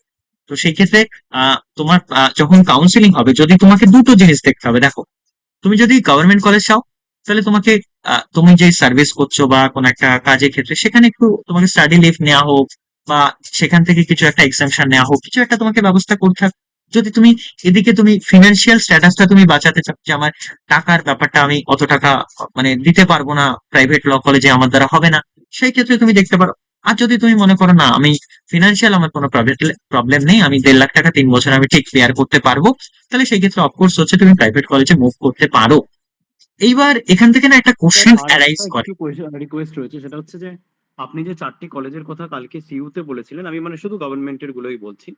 আর আজকে বিউতে দুটো কলেজের কথা বললেন, এই কলেজগুলোর মধ্যে আপনি কালকে একটা কলেজগুলোর মধ্যে কম্পারিজন করে দেখিয়েছিলেন, সিইউর যে কলেজগুলি আর বিউর দুটো কলেজ, এই দুটোর ব্যাপারেও আজকে বললেন। এবার এই 4টে মানে সিইউর 4টে আর বিউর যে দুটো গভর্নমেন্ট কলেজ, তার মধ্যে যদি স্যার একটু কম্পারিজনটা যদি করেন যে মানে কোন মানে কলেজের। আচ্ছা, হ্যাঁ সিইউর ক্ষেত্রে দেখো আমি 4টে কলেজ বলেছিলাম, গভর্নমেন্ট কলেজ 4টে, একটা হাজরা, এখানে অ্যাটেন্ডেন্স অতটা বেশি ম্যাটার করে না। 2 নম্বরে যোগেশ বলেছিলাম, যে সিসিএল মানে যোগেশ চন্দ্র চৌধুরী ল কলেজ, এখানে অ্যাটেন্ডেন্সটা ম্যাটার করে মোটামুটি ফার্স্ট ইয়ার সেকেন্ড ইয়ার অব্দি।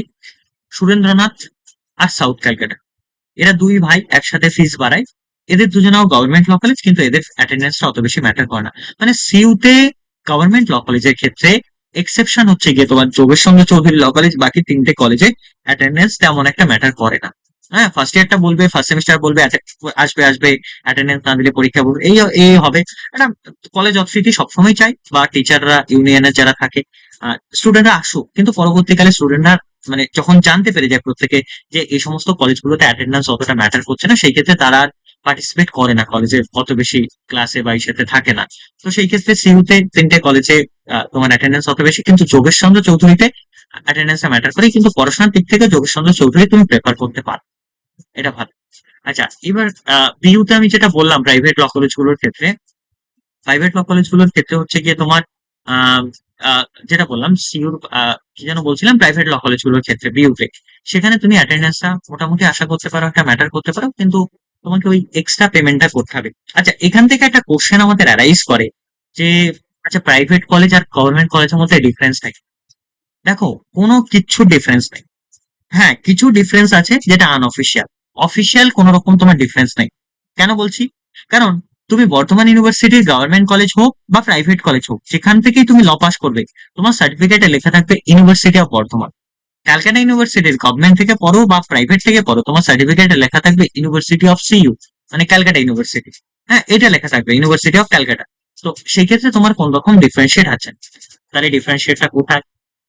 ক্যারিয়ারের শুরুর দিকে তুমি যখন হচ্ছে গিয়ে ইন্টার্নশিপ করবে, সেই ক্ষেত্রে যারা একটু সিনিয়র থাকে, আচ্ছা একটা জিনিস তুমি ভাবো, একটা এসএসকেএম এর ডাক্তার, সে এসএসকেএম তে পাশ করলো, তুমি সেই ডাক্তারের কাছে যে পারপাসে যাচ্ছ, একটা বলে না যে হচ্ছে ডাক্তারদের যারা যখন আসে গ্রামের দিকে, তোমরা যদি কখনো দেখো বা বিভিন্ন শহর এলাকাতেও আসে, যে হচ্ছে গিয়ে তোমার ইনি ক্যালকাটা মেডিকেল কলেজ থেকে পাশ করে এসেছেন, এই ব্যাপারটা অতটা আমাদের লতে হাবি হয় না। কিন্তু একটা জিনিস কি থাকে, তোমার যিনি সিনিয়র হবেন তিনি মানে দেখবেন যে তুমি কোথা থেকে মানে পড়ে এসছো বা তুমি কোথায় পড়ছো। আমি বেঙ্গল ল কলেজ, আচ্ছা ঠিক আছে, আমি ডিপার্টমেন্ট অফ ল বা হুগলি মশ, ও তুমি ডিপার্টমেন্ট, এটা মানে ঠিক আছে ঠিক আছে, আমার কাছে আসো, পড়ো ভালো করে। মানে একটা বেসিক মানুষের কমন একটা ধারণা থাকে গভর্নমেন্ট ল কলেজে যারা পড়ছে তারা একটু কম্পারেটিভলি হচ্ছে বেশি মেরিটেরিয়াস, আর যারা তোমার হচ্ছে প্রাইভেট ল কলেজের ক্ষেত্রে তাদেরকে একটা এভারেজ হিসাবে কম্পেয়ার করা হয়। কিন্তু পুরোটা বিষয়টাই হচ্ছে তোমার পড়াশোনার উপরে, তুমি কতটা পড়াশোনায় ফোকাস করছো। এর বাইরে তোমার কোনো কিছুতে না তোমার ডিগ্রিতে কোনো সমস্যা হবে, না তোমার ফিউচারে প্র্যাকটিস করতে সমস্যা হবে। গভর্নমেন্ট কলেজ বা প্রাইভেট ল কলেজের ক্ষেত্রে কোনো কিছুই হবে না, কোনো কিছু হবে না, বাকি সব অ্যাজ ইট ইজ সেম থাকবে। মানে আজ থেকে 10 বছর পর তুমি যখন ল পাস করে তোমার 10 বছর এক্সপিরিয়েন্স হয়ে যাবে, তখন লোকেরা তোমার কাজ দেখবে। দ্যাট ডাজেন্ট মিন লোকেদের এত টাইম নেই যে লোকেরা তোমার কোন কলেজ থেকে পাস করেছো এই জিনিসটা তোমার দেখবে না। ঠিক আছে, তো তুমি কতটা কাজ জানো জাস্ট এটাই। আরেকটা জিনিস, গভর্নমেন্ট ল কলেজ আর প্রাইভেট ল কলেজের ক্ষেত্রে একটা জিনিস কি আছে, গভর্নমেন্ট ল কলেজগুলোর লেগাসি খুব ভালো। লাইক ধরো হাজরা বলো, বা তুমি সিবিইউর ক্ষেত্রে তুমি ধরো ফর এক্সাম্পল ডিপার্টমেন্ট বলো, এদের লেগাসি আই মিন, এদের অনেক লোকেরা হচ্ছে জুডিশিয়ারিতে, অনেক লোকেরা বিভিন্ন জায়গায়, মানে এদের যে আলেমনি, এদের যে অ্যাসোসিয়েশন, হ্যাঁ মানে এদের যে স্ট্রং মানে বেস, এই জিনিসটা তুমি সুবিধাটা পাবে। কিন্তু প্রাইভেট ল কলেজের ক্ষেত্রে অতটাও স্ট্রং নয়, মানে তাদের আলেমনি বা তাদের যারা হচ্ছে পূর্বতন মানে স্টুডেন্টরা, তারা অতটাও মানে দুই একজন হয়তো গেছে, কিন্তু ম্যাক্সিমাম জনাই মোটামুটি কোট আনকোট একটা কোটে দালালি করছে, টু বি অনেস্ট, এটা ব্যাপার। যাই হোক, এটা একটা গেল। আচ্ছা, ফিজের ব্যাপারটা মানে শুধু ওই 6টার ক্ষেত্রে, মানে সিইউর 4টে আর যেটা বিইউর 2টো, মানে গভর্নমেন্ট গুলোই আমি বলছি, মোটামুটি স্যার 30,000 এর মধ্যেই সব কটা, তাই তো? না না না না, দেখো পিওর গভর্নমেন্ট দুটোর ফিস আমি বললাম আপ টু 10,000 এর মধ্যে 3 বছরের কোর্স কমপ্লিট হয়ে যাবে। হ্যাঁ। সিউর হাজরাতে আপ টু 10,000 এর মধ্যে হয়ে যাবে। যে সিসিএল এ তোমার আপ টু 50,000 এর মধ্যে তোমার 5 ইয়ার্স এর কোর্স কমপ্লিট। আচ্ছা। সুরেন্দ্রনাথে তোমার আপ টু 2 লাখের মধ্যে হচ্ছে গিয়ে তোমার ফিস লাগবে গভর্নমেন্ট ল কলেজ। সাউথ ক্যালকাটায় আপ টু 1 লাখ হবে। এটা হচ্ছে তোমার সিইউ, আর বিউ 10,000 এর মধ্যে গভর্নমেন্ট ল কলেজ থেকে হয়ে যাবে। বলো, এইটুখানির মধ্যে কার কইটুখানি সমস্যা, যদি কিছু ডাউট থাকে বল।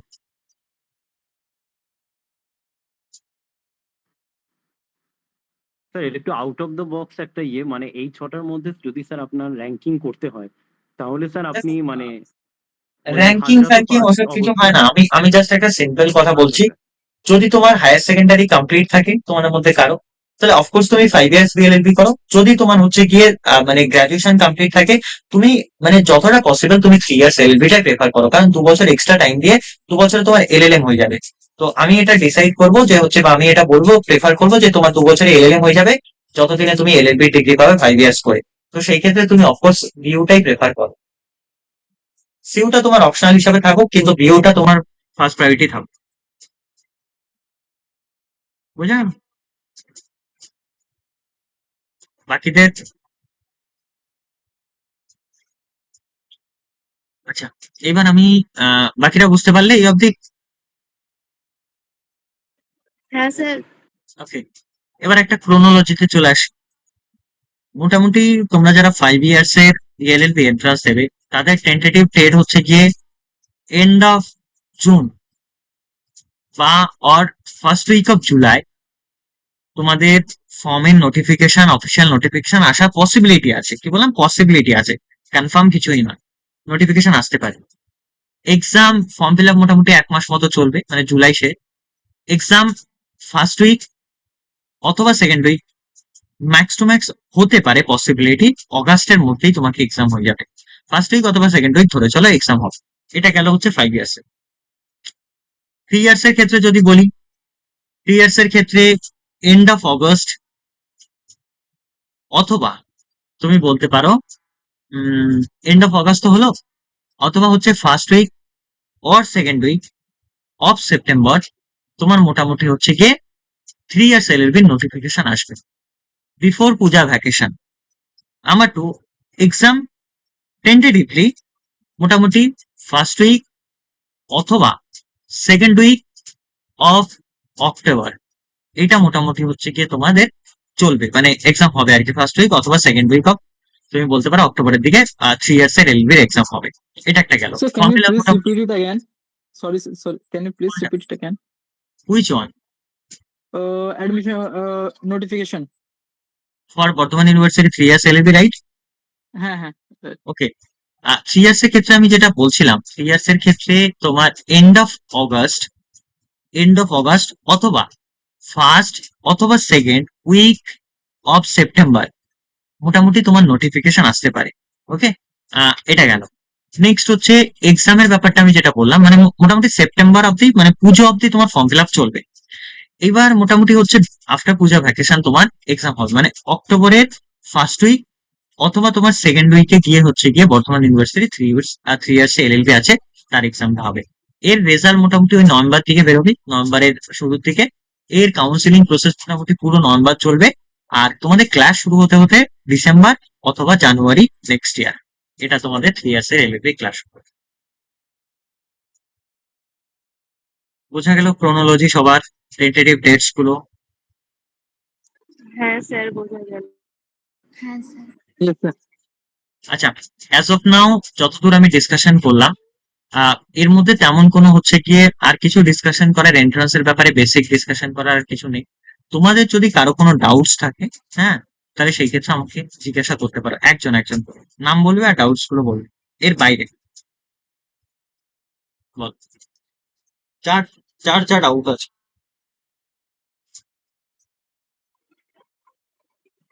স্যার 3 ইয়ার্স এর কাট অফটা বললেন না? হ্যাঁ, কাট অফ এর ব্যাপারটা তুমি ডিসকাশন করছিলে। 3 ইয়ার্স এলএলবির ক্ষেত্রে যে কাট অফটা, অ্যাকচুয়ালি কি হয় না, এটা যদি গভর্নমেন্ট সার্ভিস গুলোর ক্ষেত্রে যেরকম একটা কাট অফ থাকে না, লাইক ধরো যে কোনো গভর্নমেন্ট সার্ভিস, স্টেট হোক সেন্ট্রাল হোক, থাকে না, এখানে না কাট অফ এর ব্যাপারটা থাকে। কাট অফটা কিভাবে ডিসাইড হয়? কাট অফটা ডিসাইড হয় হচ্ছে গিয়ে কত স্টুডেন্টস অ্যাপিয়ার করছে, নাম্বার ওয়ান, এবং হচ্ছে গিয়ে কোশ্চেনের প্যাটার্নটা কিরকম, মানে কোশ্চেন কি টাফ এসছে, কোশ্চেন কি ইজি এসছে বা হার্ড এসছে, তার উপরে ব্যাপারটা হচ্ছে গিয়ে ব্যাপার। এবার কাট অফ এর ব্যাপারে যদি আমি বলি, সেই ক্ষেত্রে তুমি অন অ্যান এভারেজ তুমি ধরতে পারো, যদি তুমি 70+ মতো পাও, তাহলে সেই ক্ষেত্রে তুমি মোটামুটি 70+ পেলে গভর্নমেন্ট কলেজ তুমি ফার্স্ট ফেজে বা সেকেন্ড ফেজে থাকে না, মানে যেহেতু সিট খুবই কম, তো মানে তুমি গভর্নমেন্ট কলেজ পাবে একদম কনফার্ম। আর মোটামুটি যদি হচ্ছে গিয়ে তুমি 55 থেকে 60-র মধ্যে পাও, মানে 55 মিনিমাম, এর উপরে যদি এর মধ্যে থেকে তুমি 70-র মধ্যে থাকো, তাহলে সেই ক্ষেত্রে হচ্ছে কি মিনিমাম 55, হ্যাঁ 60-র উপরে পেলে খুব ভালো, তাহলে সেই ক্ষেত্রে তুমি বলতে পারো তোমার প্রাইভেট কলেজ কনফার্ম। ওকে, তো এইটা হচ্ছে গিয়ে গভর্নমেন্ট কলেজ বা হচ্ছে গিয়ে প্রাইভেট কলেজের কাট অফ টেন্টেটিভ। এটা আমি 3 ইয়ার্স এর জন্য বললাম। 5 ইয়ার্স এর ক্ষেত্রে কাট অফটা একটু কম্পারেটিভলি কম যায়। 5 ইয়ার্স এর ক্ষেত্রে মোটামুটি 55 থেকে 60+ পেলেই তুমি কলেজ পেয়ে যাবে, কনফার্ম ফার্স্ট পেজে তুমি কলেজ পেয়ে যাবে।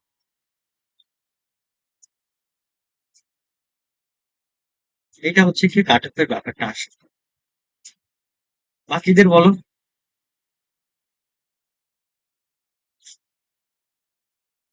আর কারো কোনো ডাউট? অন্য ইউনিভার্সিটির কেউ আছো যাদের কোনো অন্য ইউনিভার্সিটির কোনো ডাউট, অন্য কোনো এক্সামের ব্যাপারে অন্য কোনো ইউনিভার্সিটির?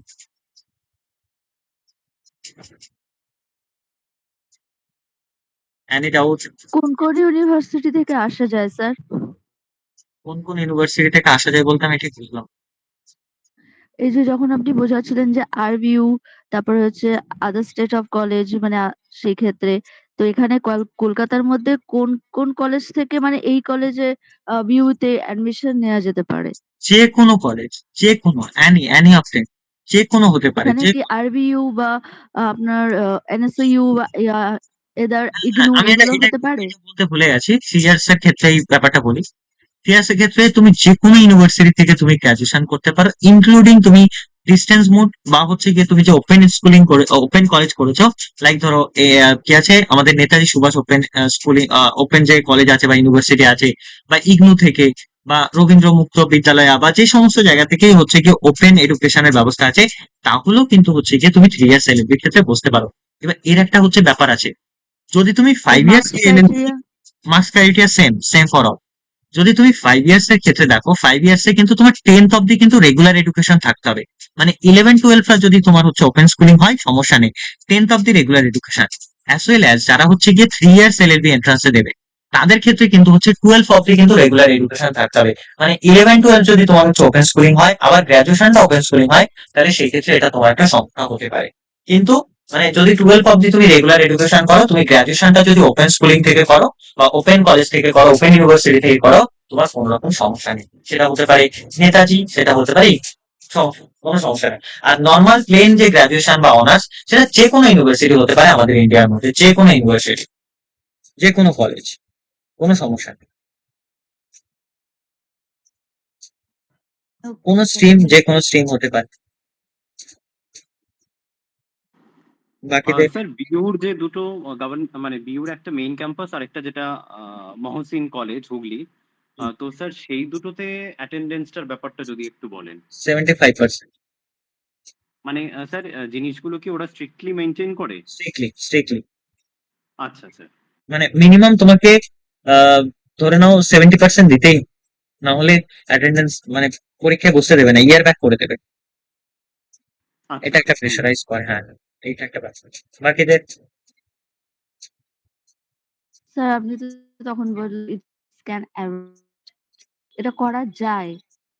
আচ্ছা, এবার আমি একটা কথা বলি, তোমাদের যদি কারো কোনো ক্লাস, আমি এটা ডিসকাশনটা আনঅফিশিয়ালি ডিসকাশন হয়ে যাবে। আমি বলছি আগে, এবার ব্যাপারটা বলছি, তোমাদের যদি কারো কোনো যে কোনো ইউনিভার্সিটি প্রিপারেশনের জন্য যদি কোনো ক্লাসের দরকার হয় বা কোনো গাইডেন্স এর দরকার হয়, তাহলে সেই ক্ষেত্রে আমি গাইডেন্সের ব্যাপারে এখানে বেসিক ইনফরমেশন তেমন কিছু দিচ্ছি না, আমাদের কোর্স বাগেরা চলছে বা অ্যাডমিশন তোমরা যদি মনে হয় নিতে পারো। হ্যাঁ, তো সেই ক্ষেত্রে আমাকে এই যে আমার নাম্বার, এই নাম্বারে কল বা হোয়াটসঅ্যাপ 9635576039। যদি কারো মনে হয় যে ব্যাচের ব্যাপারে কোনো ডিটেলস জানা দরকার বা কিছু ইনফরমেশন ব্যাচ ক্লাস রিগার্ডিং বা যে কোনো রিগার্ডিং, আমাকে এই নাম্বারে কল বা হোয়াটসঅ্যাপ করতে পারো। তো এইটা হচ্ছে কি বেসিক ইনফরমেশন। এইবার আমি চলে আসি